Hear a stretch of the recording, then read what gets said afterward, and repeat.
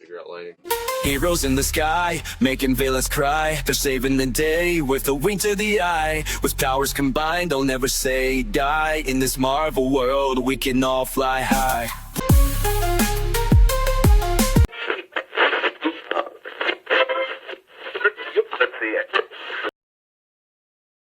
I haven't had to use that intro in a long time. Yes, it's been a minute. And do you know what else we haven't had on the channel in a long time? I have no idea. What? Could it be Drew? It's me. It's me. And what could bring Drew out of his self-imposed exile to come back to the channel, Drew? Let's see. Could it? Hold on. I'm holding. It's in here somewhere. Hold on. No. Hang on, his webbing's sticking, guys. Oh, the Spectacular Spider-Man? No. Maybe a particular character from the Oh! Those are just readers. So, this week, guys, we got the long-awaited return of Tom Holland's Spider-Man in Spider-Man Brand New Day. A movie that was encased in secrecy and the worst-kept secret since the fact that there was going to be 3 Spider-Mans in the last Spider-Man movie. We got the revelation of Sadie Sings. That's a different movie. That's something you find on Pornhub. We found out what character she was playing, we found out all the cameos, and we found out what exactly we are setting up prior to our Avengers Doomsday. So, I tend to still be the more positive person on the podcast. There's a lot of alliteration there. Positive person podcasting. And wow, Peter Parker. Yeah, going there. And Drew is he's on the other side of the lake on the other beach right now. So what I'm going to do... Which is unusual. Right. Drew's usually a little bit more forgiving. Spider-Man was part of a bonding agent of our friendship. Correct. Me and Drew watched a lot of wrestling and a lot of the 90s Spider-Man animated series. So I'm just going to go through the plot of the movie. Warning now to anybody watching, we will be spoiling the shit out of the rest of the movie. Up at this point, I haven't told you who Sadie Sink is. Drew kind of did. I said maybe. It's a possibility. I hope I did. I think you did. So, Drew, I'm gonna go through, interject wherever the fuck you want, and then I have some topics for us to talk about on this. But this movie picks up 4 years after Spider-Man No Way Home. Peter is completely alone. Nobody remembers him because of Doctor Strange's spell. He's living in a tiny little apartment. But it's kind of a dope apartment. It really is. It's like a perfect setup for Spidey. It definitely is like what you would think single early 20s superheroes apartment would look like in 2026. He's working odd jobs. I got the impression he's going to classes at ESU, just he's not enrolled there. I have no idea. Because he's obviously keeping up with his education. He's working odd jobs while protecting New York as a much more traditional street-level Spider-Man. He's back to using his homemade web shooters and sewing his own suit. That's the aspect I think I love most, is the Spider-Man in this movie. I have to agree. Very Spider-Man. And that was like the thing that I did love about this is, even though the only thing I loved about this, the first 5 minutes of it was very reminiscent to Fantastic Four, with the quick boom, boom of all the different villains and everything. Me and Drew talked about this a little bit yesterday. He felt like more of Peter Parker from the 90s comics, like that mid-90s comics before, like... He just felt like Spider-Man. Yes, he really felt did. Like Spider-Man. And they didn't take away all the technology from his suit, but they took away enough of it, and it worked great. It made it more. It made it a little bit. I don't know if I can say it. I don't know if it's less Iron Man, but by not having him there and adding the like old school feel of Spider-Man, but yet having the new modern edge on it. Yeah, all those aspects helped. It was less Iron Man Jr. and more like 2026 Spider-Man if he was made today. So one of the early plot points we had that Peter's spider powers are mutating and we're not sure how. Bruce Banner discovers Peter's altered DNA has become unstable after everything he's endured, including multiple multiversal events. Peter develops new abilities, but they're unpredictable and occasionally send him into violent, almost feral episodes where his spider instincts completely override his judgment. They definitely were giving him this weird, like, that berserker rage. It felt like an afterthought. It felt like that was only, like, they're like, oh, we'll kind of do we'll kind of do some Man Spider. We'll tease that maybe it could be. Oh, we said he was going to be an original draft or whatever. Just to get to your end with the main villain for future other movie projects, not in Spider-Man. I do not like any of that. Like, if they were going to do Man Spider, they should have leaned completely into Man Spider, which I wouldn't have agreed with being the route for this movie. I agree. I don't think that would have been the right move, but I'm just saying there's all part of that is speculation, and I try not to buy into speculation because my hopes will be shattered if something comes along that's cooler than what was given to us. So I try my damnedest not to buy into any spec. So I almost feel like they couldn't decide if they wanted to go Man Spider or symbiote suit. Or the other. Right, because, like, they left it very ambiguous, and even by the end of the movie, you still don't exactly understand what the fuck is going on, besides his powers just upgraded a little. And then he buys into it. Right. What? I don't know. Like, they're definitely... I would be curious to...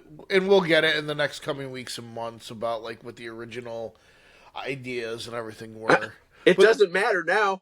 Because right. now if you tell me something that's cooler than what you did... It's just going to piss you off. Just do that. So, Peter has secretly been following MJ and Ned on TikTok, it appears. Just watching them. They're now MIT graduates sharing an apartment in New York. Was that over a 4-year period, too? Yeah, this whole... So is this 4 years after? No Way Home, yep. And then 4 years farther than that? So it's 8 years? No, it's 4 years total. It's just the 4 years. Got it. Yep. Because when you said that, I was like, holy crap, that's 8 years? I was like, dear Lord, that's almost a decade. No, only 4 years. And Pete...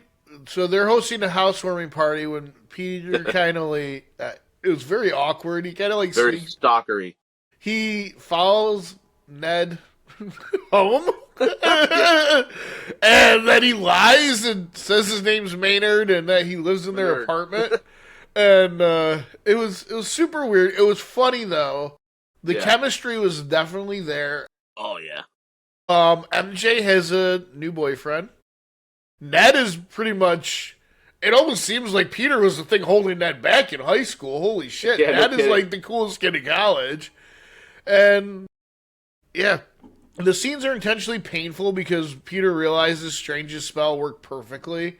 And like the people he sacrificed everything for genuinely like don't know who he is. MJ definitely has a sense of recognition. But like you kind of don't.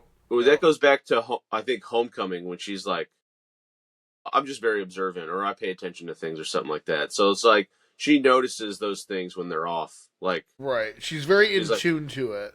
Yeah. So, we never really had an idea who the real villain was in this movie. Me and Drew kind of did. But... I mean, we knew it was going to be damage control to some degree. Right. They teed that up definitely in Wonder Man, which, TV And timeout, Metzger, yeah, Wonder Man's is no longer coming back for season 2. After it was already renewed for season 2, I'm wondering what the fuck happened. Do you have any idea that I don't? I don't either. But here's my take on that. While I really enjoyed Wonder Man, it was a very It was weird, man. it's one of those movies it's one of those shows. It's like one of those movies where like nothing happens, but it's very good. It's a very self-contained story. You're absolutely right.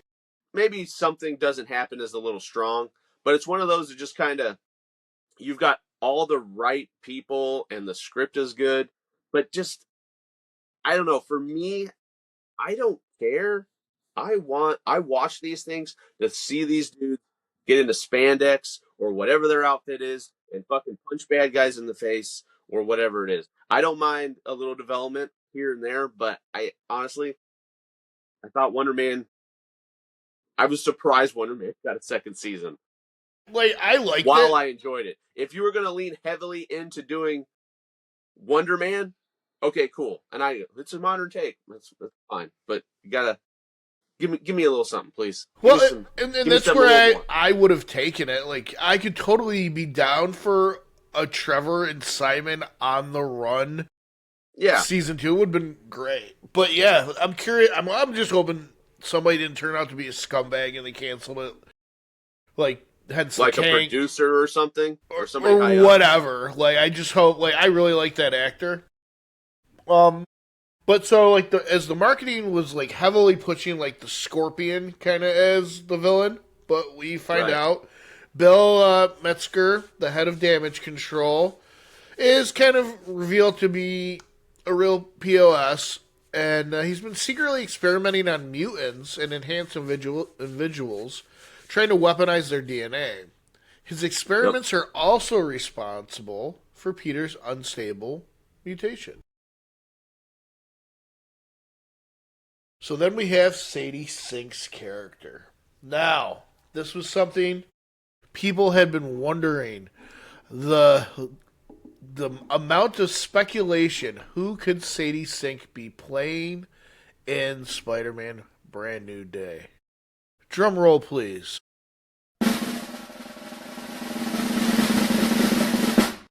Jean Grey, just like it was originally reported, like a year or two ago. Drew actually read me a text exchange that we had on Christmas Day. So it's been like 8 months since we've had speculation on Sadie Sink. And Drew, would you mind hitting us with that? You sent me an image. Oh shoot, it went away. Of Sadie Sink as Rachel Summers in Brand New Day. My response was no. Your response to my no was I hate this. So we got Jean Grey, and this is where. So I'm going to kind of just go through the plot real quick. There's a lot of strong opinions here. And before we get to the strong opinions, I just want to get through the plot. Drew, I want you to put on your little power dampening device. And we don't want Savage Drew to come out. Okay? Alright. So, she's Jean Grey. She hasn't become a full-fledged X-Men yet. We don't even know if the X-Men exist yet. Instead, she's a frightened young mutant trying to understand increasingly powerful psychic abilities while being hunted by damage control. And by the end of the movie, Peter becomes her protector. Then we have... Go ahead. Go ahead. He shouldn't have been. Well, that's why Spider-Man is Spider-Man. He's always doing the right thing, even at the wrong time, detriment of himself. Yes. Speaking of which, we have the Punisher in this movie. Frank Castle has a surprisingly large role. I'm actually surprised how much he was in it. Yeah. So, okay, go ahead. Keep going. So, I actually have an article that plays into this. So initially, he and Spider-Man work together because they're both investigating damage control. Eventually, they split because Frank decides the fastest solution is simply to kill everybody involved. Spider-Man spends a good portion of the movie yelling variations of Frank, that's literally murder, and Frank responds essentially with yes. And their rooftop fight becomes one of the movie's standout action scenes. And there's also something that there's a running joke throughout the line of why they know each other. And Peter's like, you owe me, I saved your life on Staten Island. Mm-hmm. All right. So I actually found an article that talks about this. Spider-Man Brand New Day is not Spider-Man and Punisher's first team up. Okay. We have the Staten Island from it, blah, blah, blah. Where does it say? Oh, I thought this fully explained it. It didn't. Something happened in Staten Island, and these two jagoffs ended up with Spider-Man saving him and Punisher. It's funny to see his evolution, and now this makes me appreciate One Last Kill even more. Mm-hmm. Because you can definitely see he put to bed a lot of those demons involving his wife and kids. So he can actually just be the Punisher now instead of being Frank Castle, like, psycho. Crazy person. But, like, I loved their chemistry because it was very reminiscent of Peter and Frank's chemistry in the comics. And it makes me even more excited for Deadpool and Punisher's interactions. Like, yeah. It was great. I don't know. So then we get to a point where Jean possesses MJ. And it's a weird... This is like totally... I don't care if it's a new version of Jean Grey or not. This is totally like unforgivable stuff. Like, it's just... Like, you can definitely tell they took a lot of this Jean from that early 2000s Ultimate Jean Grey. Like, the attitude, the origin, the powers, so... But Wolverine was more involved in that too, wasn't he? Yes, Wolverine in the beginning of that was sent there by Magneto to kill Professor Xavier. Did they swap bodies? Wolverine and Spider-Man? I didn't read. There was an issue where they first initial run, but I think I remember something about that. There is an issue, and I want to say it's in the Ultimate Spider-Man run where they swap. Because I didn't start reading Ultimate Spider-Man until they introduced Venom. See, I was a like huge... 33 or something like that, I think. I loved the Ultimate line, like, especially in the beginning. The Ultimate Spider-Man run was... When it came out in 2000, I was like, that's not my Spider-Man. I don't like this. And then they came out with Venom, I was like, all right, man. See, like, and at that time, too, like... I was much younger then. Much. 2000... Dude, we were 15. 2000. We were 15. Yeah. Like, comics weren't cool back then, guys. I don't think people understand this. Like... I mean, I thought they were cool. Right. But, like, the general public, like, oh, it's a comic nerd. You didn't like, tell people like that. Like, you weren't rocking it the way you rock it now. And I just remember having, like, going every 2 weeks, getting my pickups, and the Ultimate X-Men and the Ultimate Spider-Man. I want to say with the Ultimate X-Men, there's a lot more misses than hits, but there's a lot of cool ideas in there. Same with Spider-Man. Yeah. They definitely took a lot of this Jean Grey because she's a lot more confident. It's very much Ultimate Jean Grey, so I understand the precedence there. It felt weird, like, especially for an introduction of Jean Grey. So she possesses MJ during a Spider-Man movie, and honestly, at the beginning of this whole sequence of events, I thought maybe she finally like broke in and got into Peter's head and she was making him see all this. But she possesses MJ and pretends that she remembers Peter. Fuck And up. it it's wild. Like, And then jumps her off a building. yeah, and Peter has to save her, and then I don't care if you fully believed in Spider-Man. That's fucked up. and like when she, why even though she doesn't remember, she now like knows there's something missing from her life. She's like, I know It's you. gotta be worse to feel that now. It almost to feel like you've had your memories edited. Like, so then we have Peter freak out. He takes MJ to Frank's boat fucking graveyard, and there's just claymores and booby traps and everything everywhere for this. Booty traps everywhere.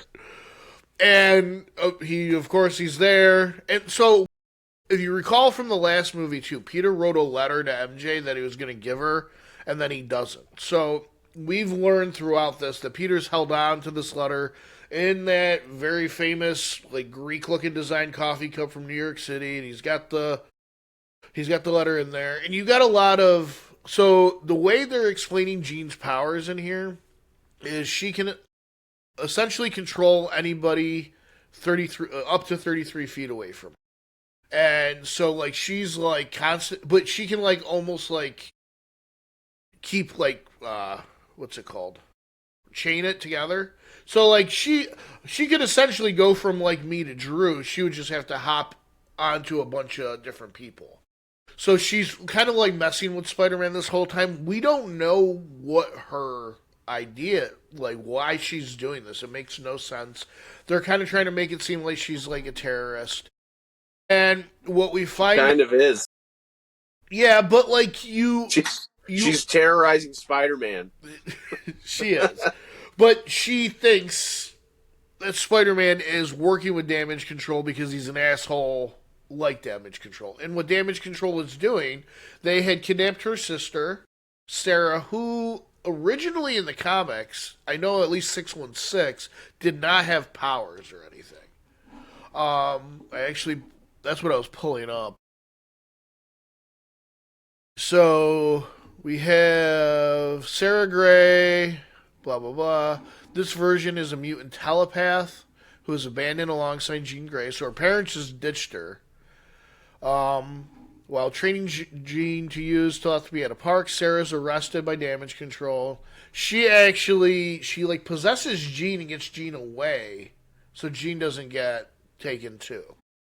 So Metzger's little experiment with Jean kind of goes a little haywire because he makes her way too powerful and very reminiscent to the Jean's powers that they gave her a quick upgrade almost. Yeah. And then we have Damage I thought Control. maybe there was some sort of like hint of like Cerebro a little bit there too for some reason. I got the feeling. Well, like I feel like they're going to use that technology maybe to create Cerebro. Yeah. And so Damage Control's exposed as pieces of shit. Metzger's defeated, almost killed in a very, very cool scene. But as like Peter is bonding, like really, really cool scene you have with Sadie Sink and Marissa Tomei in Peter's mind. And like you see more of the softer Jean Grey, not this like animal that's in a corner trying to fight for their life. That's why it pays to be nice to people. 100%. Because actually, I skipped a huge part of this. When Peter figures out that Mesker's the bad guy, he goes to Damage Control to stop him. And when he gets there, he finds Mark Ruffalo possessed. And his little inhibitor comes off, and we get the biggest version cinematically of the Hulk that we've gotten, at least in the MCU. And it wasn't as Hulk smashy as I thought it was going to be. But Peter Peter's organic webs and everything really kind of held him together and everything. And then you see Hulk at the end kind of like, oh, realize he's Banner and kind of falls. And then he got arrested by damage control. That's where Hulk is at the end of this. So when Jean... I was wrong. What? I guess my reading of Ultimate Spider-Man was very sporadic because I don't remember having these issues. I remembered Ultimate Venom, but the swap thing doesn't happen till like in the 60s. I was like, okay. I read that thing all the way through till Peter's death in there, and that had more hits than misses. Where I feel like X-Men had more misses. It's probably 500 with hits and misses. I mean, Ultimate Spider-Man. I mean, Spider-Man in general. I can't say that either. Never mind. So Hulk's arrested by damage control. So when Jean gets this next level of powers, she's like frozen everybody around for like, I don't know, what was it, 3 kilometers or some shit? Something like that. And Punisher is just outside the zone, and he thinks the only way is to put her down. So he shoots, and Peter senses it. Peter takes the bullet. Peter got sniped by the Punisher. It was kind of a wild scene. It's like that cover to Amazing Spider-Man when he shows up with it. Yeah, it's very, very similar, actually. And there's a lot of homages to covers and shit. It's pretty fucking awesome. Like, he left the note he wrote to MJ back on the boat. MJ reads it. So now she knows the truth. She doesn't know how to process it. She actually has a really cool line. She goes, I can see why this girl loved you, but that's not me. I don't. Which was the most Peter Parker thing to ever get said to Peter Parker in the movie. It's very similar to like the Mary Jane line at the end that he says to her after the first one. You know, like it's Peter Parker's life is just highlighted in heartbreak.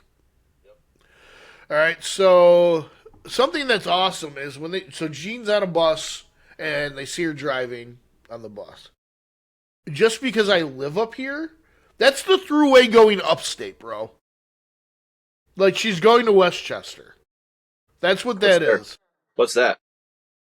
The Xavier's Institute for Gifted Youngsters. And okay, We hope. So yes. So she tells Peter, I don't remember loving you, but I feel like maybe I should. All right, it's a bittersweet instead of a full reunion. It kind of mirrors the No Way Home scene at the end. So the final scene, so now we got Peter. There's a whole cool thing with the hospital, and you see the funnier side of Punisher. They're trying to sneak Peter out. So he just puts on Peter's mask at the window, and he's just like going like this, and Peter just kind of walks out.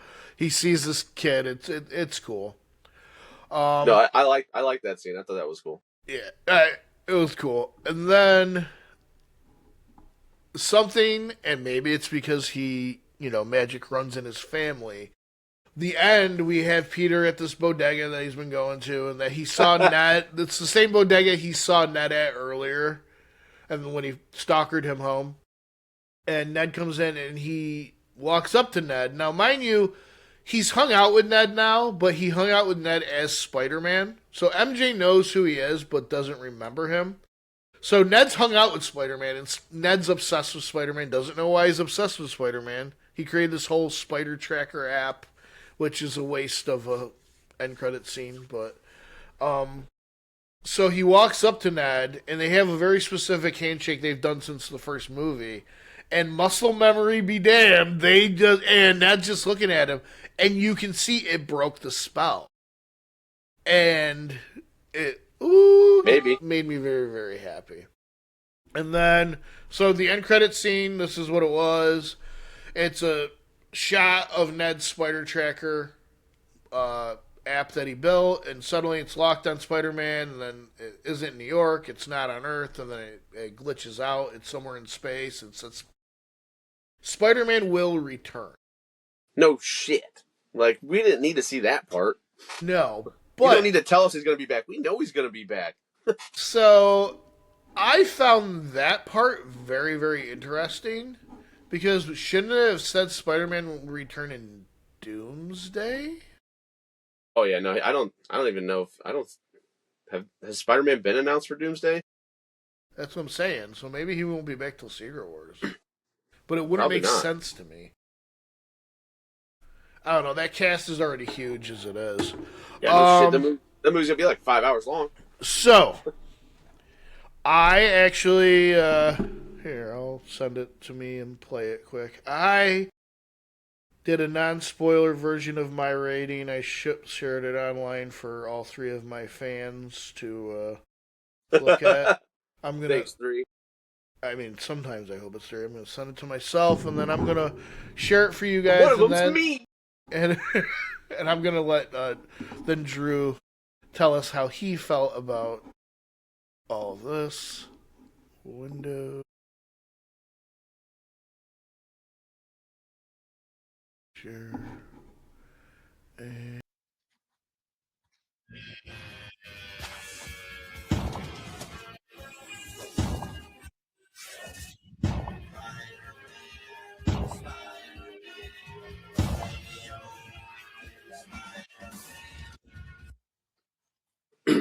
how cool is that? That's pretty cool. Took me about 45 minutes, but now I have a template for it, so now I can stone rate so many things. Oh, that's nice. I enjoyed this movie. Now, a lot of people are calling this the best Spider-Man movie ever and everything. I do Yeah. have issues with it. I'll say this felt the most like a comic book. Yes. It felt very much like almost like me and Drew talked about it. Drew had a lot of concerns going into this, and it Yeah, I felt told like you before I went to go see it. you did. I was like, I don't have a good feeling about this. You did. I still liked it. There were choices made, especially with the Jean Grey. I felt like it really was.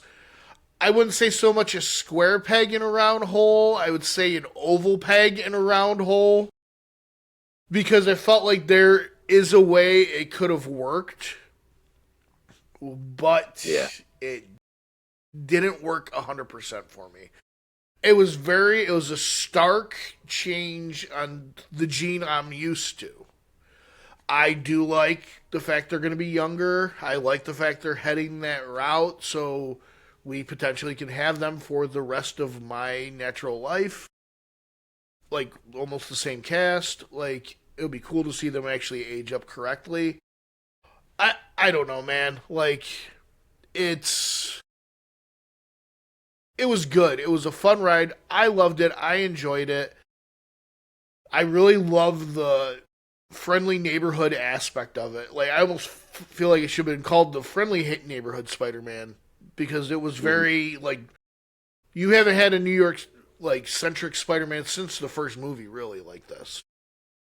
And calling it Brand New Day was wild.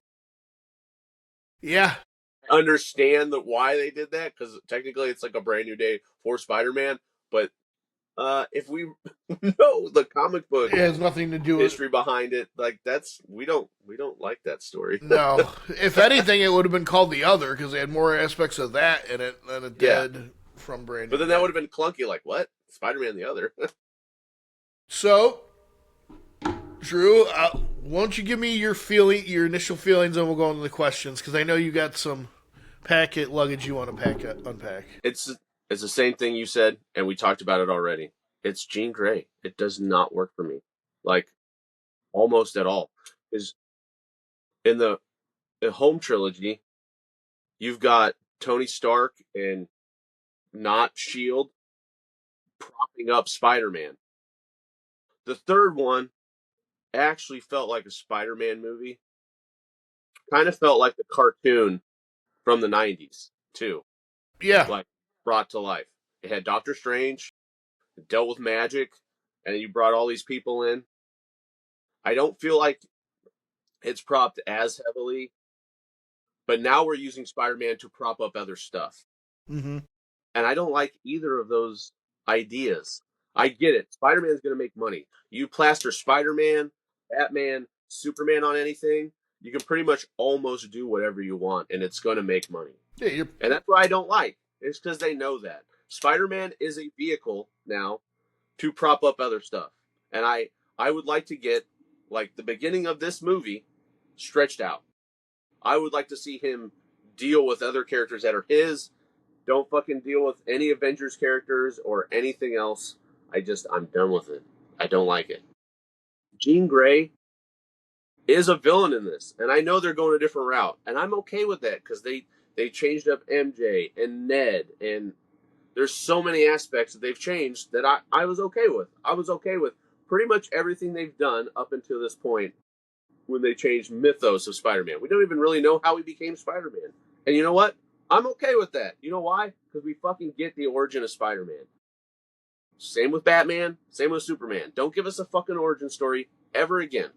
We know what happens. Right. Yeah, man.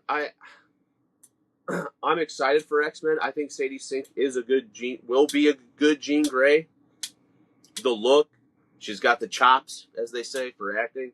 I think it'll be good. I just think the way they portrayed the character,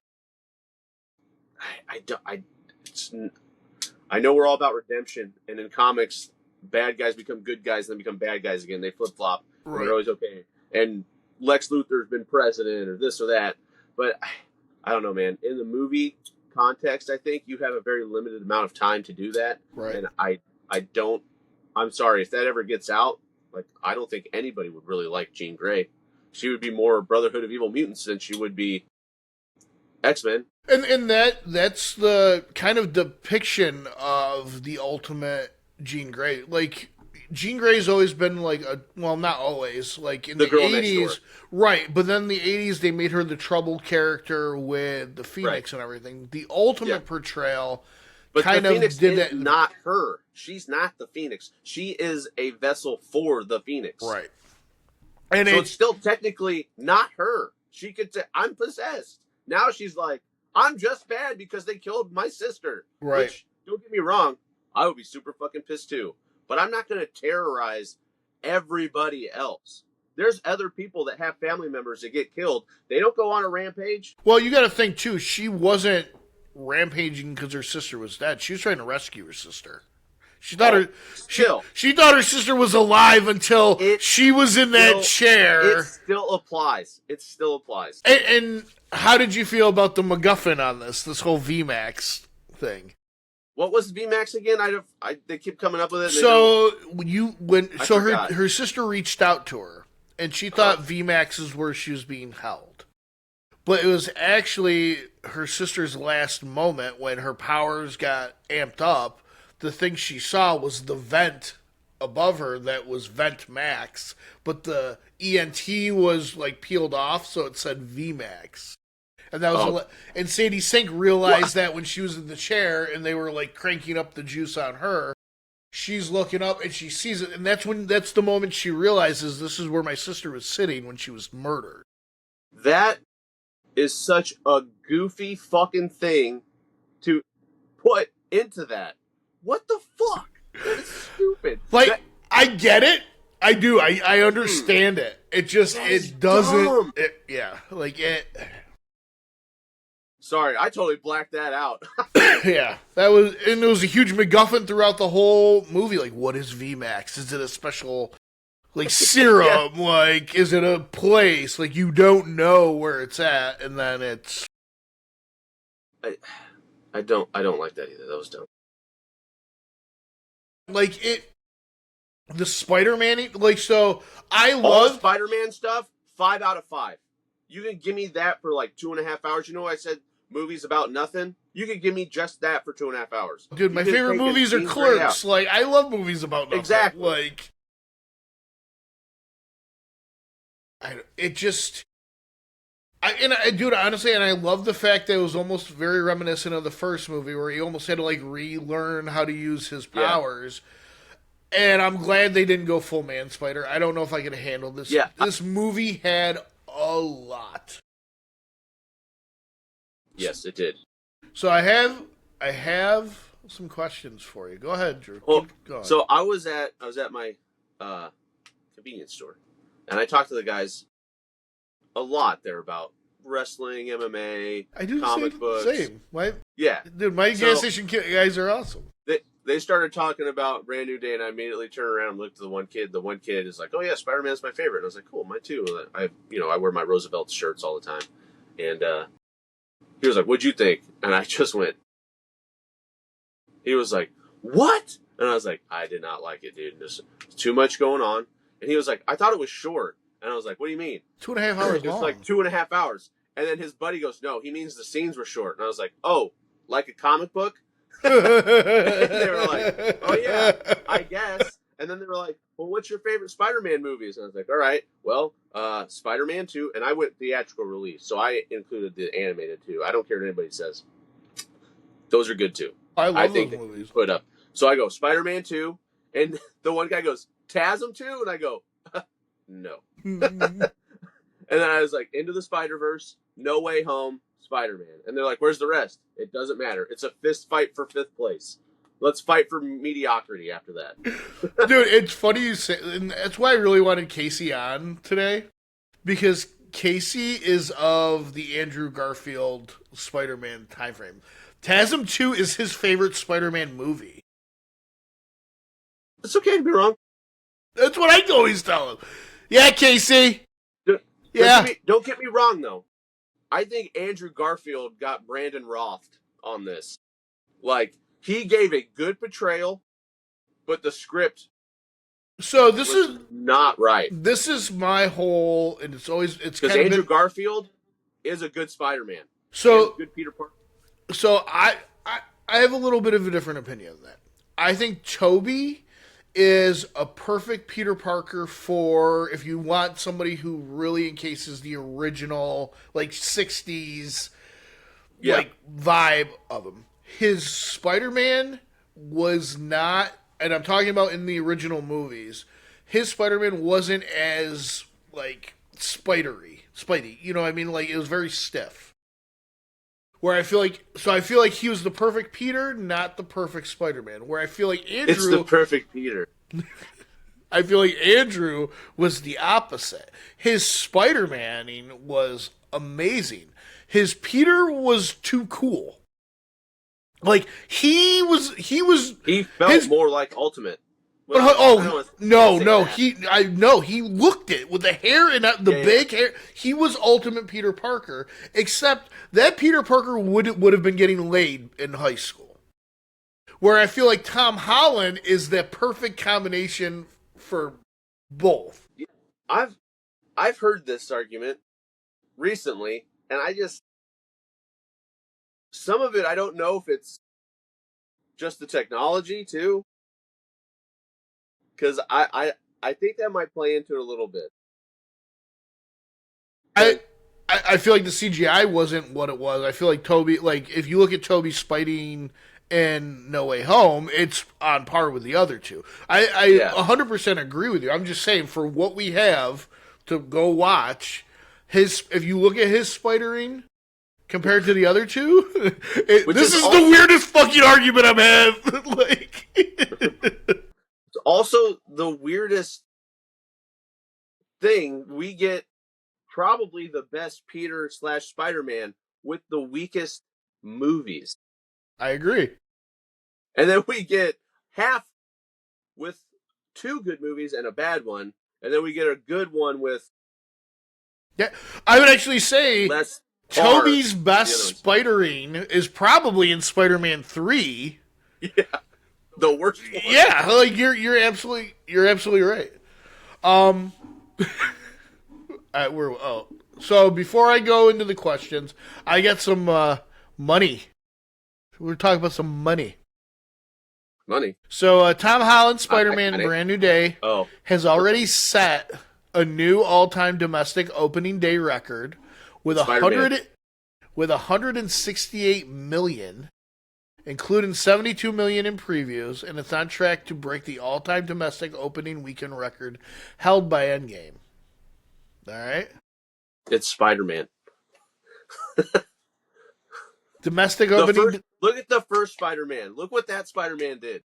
Well, so it's funny. I actually have... I was looking this up yesterday. Stand by. Because when superhero hype was just It wasn't superhero hype yet. I think it was just like a Spider-Man site for the movie. And I was in school. I was in class every day, checking the tracker, getting my information on it. It was huge, and I think it became superherohype.com eventually. Hey. If I'm not mistaken. I fucking...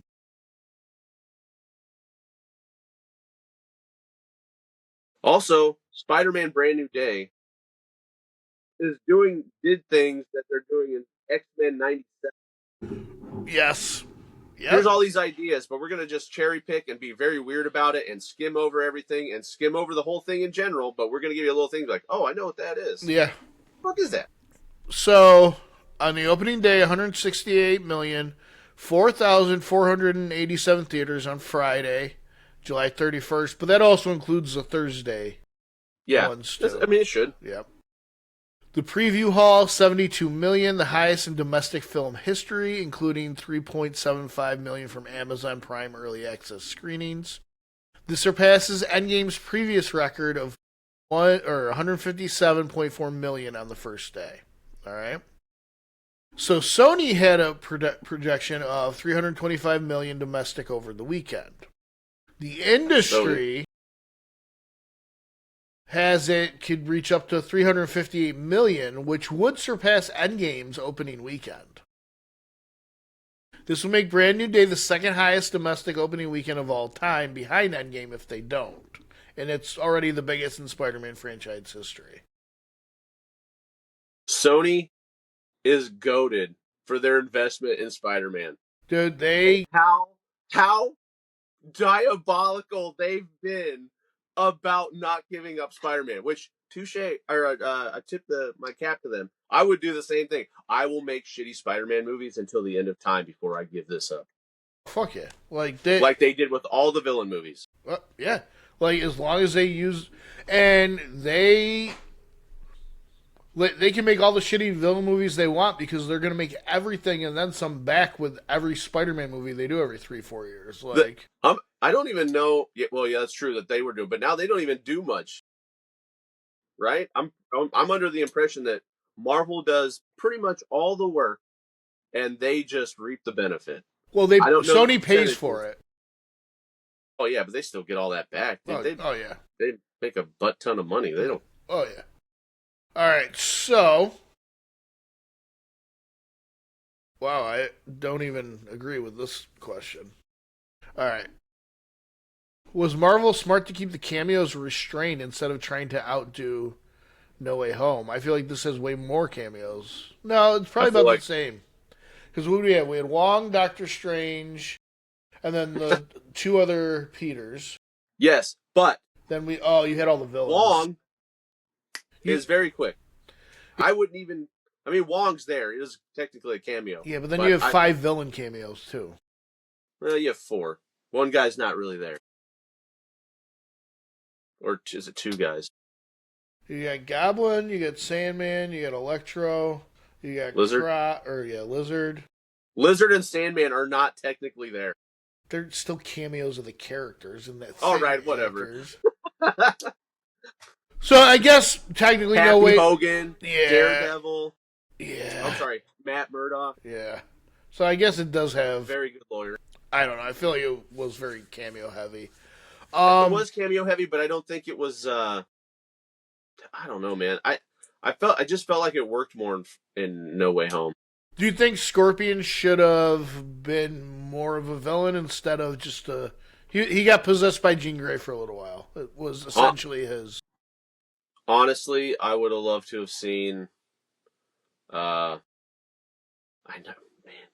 Some sort of like Sinister Six start. Yeah, I would have liked. I would have preferred like a really big bad for Spider-Man as opposed to not a Spider-Man villain be the villain. I mean, for most of the movie, like that could be something they do after all the Igor shit. Even the hand felt clunky in that. Like tell me why the hand's in there. That actually, I'm glad you brought that up.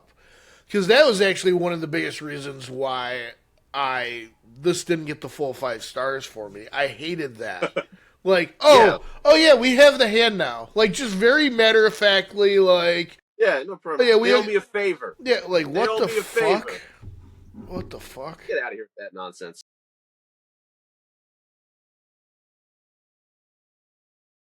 Yeah. It's like they put that in there just to try to, I don't even know, like try to throw us off. Like, oh, if we put the hand in there, they'll think Because Daredevil, we Iron like Fist, honest, Luke Cage. and like, why didn't we? Because like, that's probably where Daredevil should be held. We should at least get a cameo of him. The hand thing was stupid. Jean Grey was, for the most part, dumb. I didn't like either of those things. We keep going, I'll probably find more things I didn't like. So there's a few whatchamacallit, Easter eggs throughout the movie. We got some. Were there license plate Easter eggs in this one? I don't remember. Like with covers that matter. Not that I've seen so far. Okay. So like the very easy ones were pretty much the tarantula was a thing in the cover. You pretty much had a remake of Amazing Fantasy cover.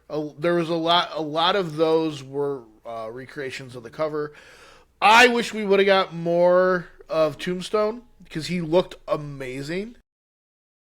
What a waste.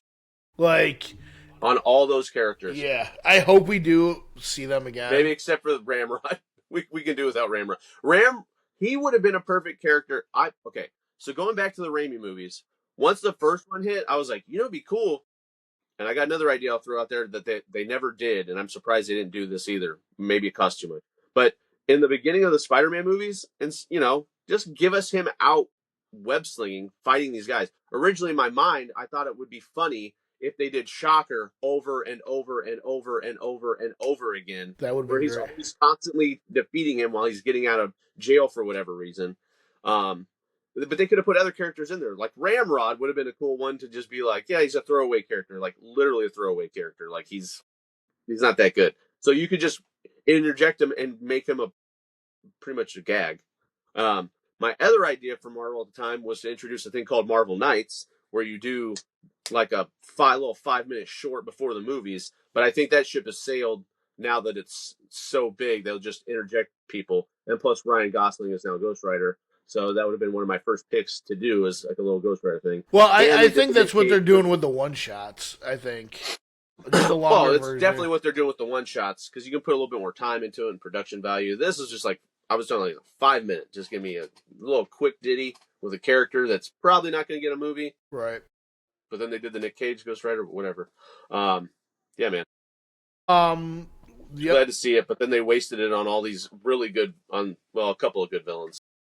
Right, like, and the cameo that everybody seems to love, that I thought was great, was there's a great scene between Peter and Yelena. Yeah. So Peter's somehow in contact with the new Avengers, and Yelena, being her absolute perfectness, I love her. She, her office is a Russian bathhouse. And she's literally naked in a Russian bath with a laptop conducting business. And Peter has one scene where he literally gets into the thing in his underwear and his Spider-Man mask with Yelena, and she's just fucking with him, and it's amazing. And there's like this whole thing where he's hanging out with Ned and MJ, and he talks to Yelena, and Ned's just like, it's Black Widow. And a lot of people are very mad that she's being referenced as Black Widow now. Like, what are we supposed to call her? Black Widow Jr.? Like, come on. Blush off. But it was like, she had the perfect amount of screen time. Like, they were very quick. They added to the plot. They weren't wasted. She was hysterical. Yeah. She's perfect. Like, it was great. I didn't have a problem with her in the movie. No, not at all. So, Drew, you would rate this like a what? 2-star? 3-star? Probably 2.5, because of all the Spider-Man stuff is very good. But the rest is just like, kind of a waste of time. I feel like, and I get it. You're setting up the mutants. You're setting up their power dampening thing that they're going to have to deal with at some point. Thanks, Spider-Man. It's 2.5 for me. It wasn't. I don't think it was as good as everyone's saying. It's not my favorite. Hi, Harley. My dog's here. It wasn't. It's definitely not the best.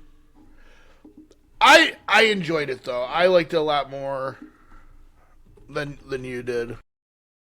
Like I said, I enjoyed about half of it. So that's why you're giving it. All right, giving it 50% because you enjoyed half of it. Yeah, I like it. It's probably a little bit more. I enjoyed a little bit more in half, but the Jean Grey stuff was just so distracting. It kind of hijacked the movie a little bit. It super hijacked the movie like Jean did to people's minds. Also, the non-commit from them on what is actually happening to Spider-Man. Right. I feel like they just used those enough to get to the mutants. So you sacrificed all that story for that. I mean, I get it, because when X-Men hits, it's going to be massive. I feel like it's going to be freaking huge. I feel like we're just going to keep getting like the highest grossing or close to the highest grossing. Like, yeah, because growing up, the X-Men were way bigger than the Avengers. Facts. Well, there's a reason for that, but yeah, right. And I don't know. I'm very excited. Any updates on anything you want to give us, Drew? Before we peace out, and maybe your Kickstarter. Oh yeah, we started shipping stuff. So about half of the backers have been shipped to, and people have been sending me pictures of the stuff they're getting. So that's good. We hope to finish sending everything out probably by next week or two, and then we'll be working on our next thing. Awesome. And me and Drew still have a couple ideas. We're slowly, but we're gonna get there. We'll eventually get there. Drew, whenever you want to come back, you can come back whenever you want. Go, Webb, go! It's still your YouTube channel, too. Later, guys.